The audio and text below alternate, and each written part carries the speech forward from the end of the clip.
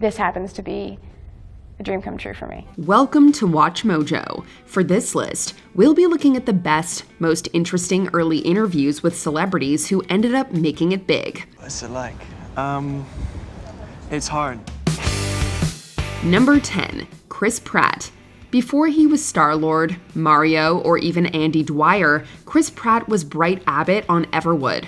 Well, Dad's not finding anything out, Bright, because you're not telling him. Oh, aren't I? The star's first ever Entertainment Tonight interview took place on the set of the WB show, where he discussed his character and the audition process. Hi,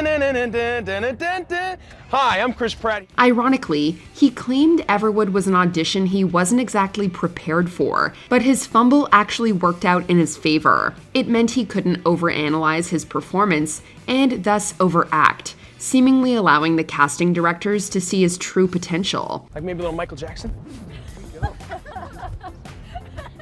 It just goes to show that sometimes it's better to cut your losses and go with your gut rather than get stuck in a spiral of self-doubt. I need to be an actor for this audition. Number 9, Elijah Wood. We all have big dreams when we're small. It's not uncommon to hear kids say they want to be an astronaut, a pop star, or even a superhero. Elijah Wood apparently wanted to study the sea. In an incredibly charming early interview with Entertainment Tonight, the actor talked about his love for special effects and the challenge of memorizing lines. Because this is probably, I can get a good career doing this.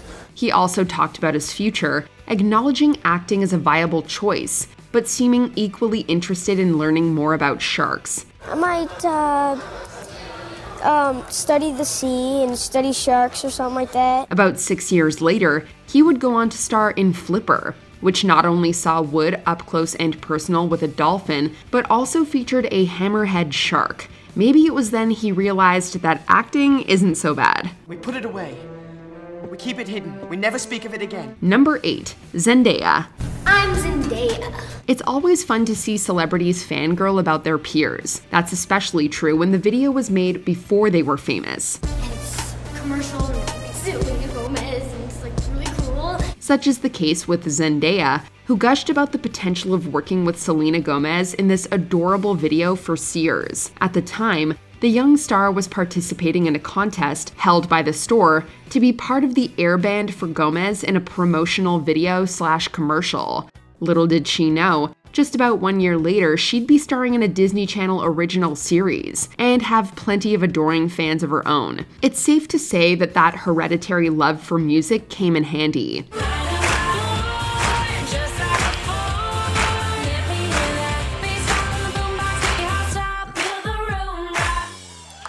Number 7, Natalie Portman. At the age of 13, Natalie Portman was just like any other 8th grader, following a curfew, learning algebra, and happy to take any opportunity to get out of class early. The only difference was when she cut class, she was leaving to be interviewed by David Letterman. Nice to see you. Nice to see you. I understand you got out of school a little bit early to come and be on the program. Yeah. That's great, isn't it? I miss tech. The teen's first appearance on the show was to promote the film Leon the Professional, which she co-starred in with Jean Reno. Ironically, one of the stories she tells relating to the film is about falling asleep during its French premiere. I fell asleep in the movie Hey, because cool. it's my 5th time seeing it. Apparently, it was her 5th time seeing it, and we'd imagine the jet lag and schoolwork didn't help. Director Luc Besson ended up having to wake her before the credits rolled. Natalie, stop sleeping during the movie. Number 6, Chris Evans.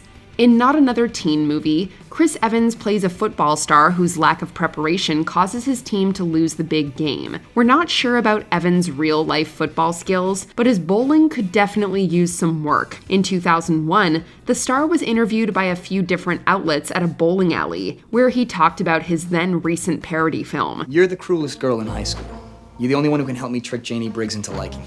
He compared the filming experience to summer camp, stressing that the cast never distracted each other from the work, but always had fun. How about Freddie Prinze Jr.? Is it fun making fun of him? Yeah, I mean, I guess I do spoof him. I'm not, it's not so much necessarily the way that he acts so much as it is, his type of character in that. This seemed to be especially true of his time with co-star Kyler Lee, a fellow newcomer to the film scene who helped Evans navigate the challenges of playing a lead role. Number 5, Reese Witherspoon.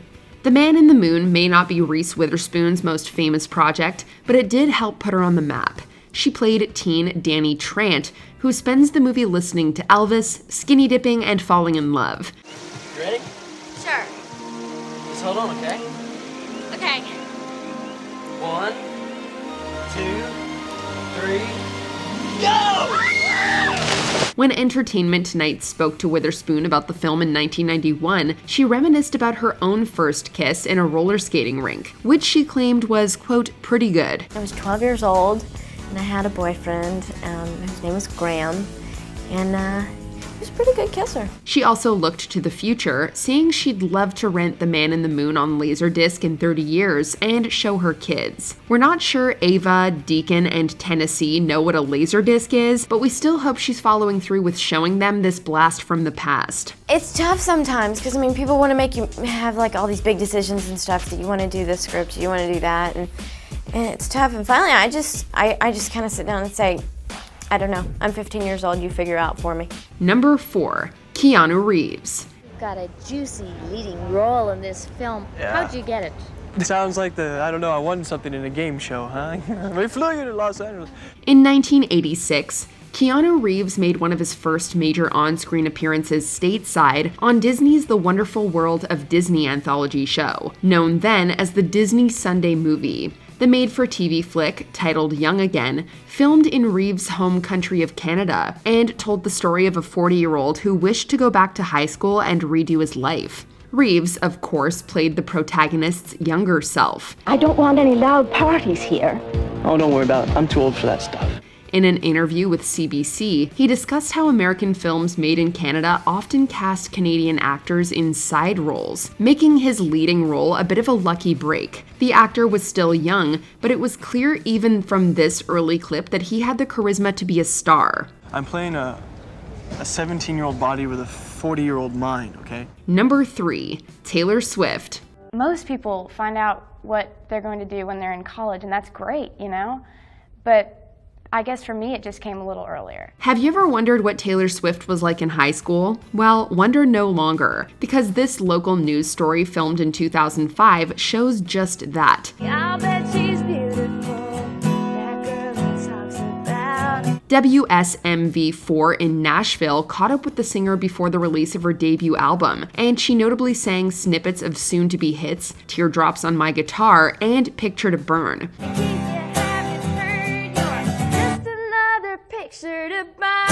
Toby Keith is also named as a major figure in Swift's life, playing a big part in signing her, a fact which Swift seems to find surreal. Nowadays, we're sure several young artists would feel similarly about sharing a room with her. It's me.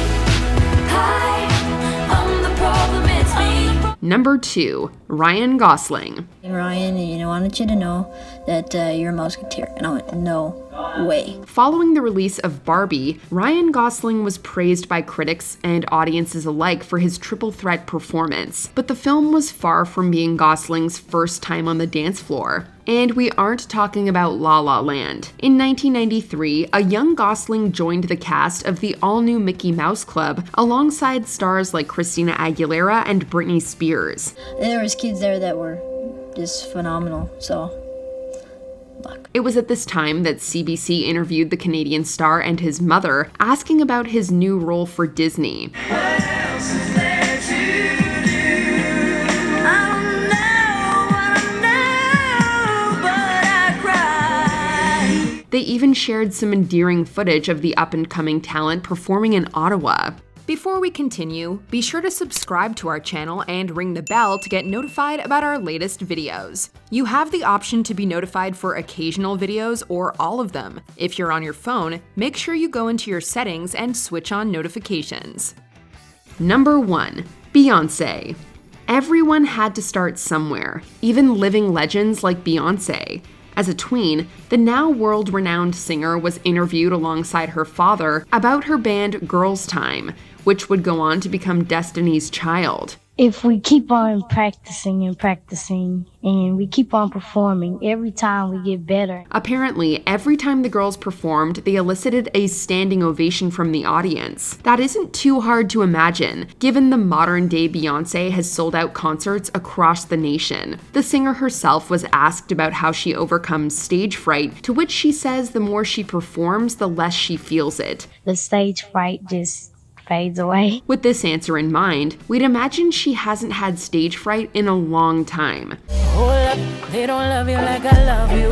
Slow down, they don't love you like I love you. Did we miss any of your faves' fun early interviews? Let us know in the comments. You know, the first 4 or 5 auditions, you're just kind of going through the motions, and then you're like, God, I keep on getting callbacks, I'm getting close. Did you enjoy this video? Check out these other clips from WatchMojo and be sure to subscribe and ring the bell to be notified about our latest videos.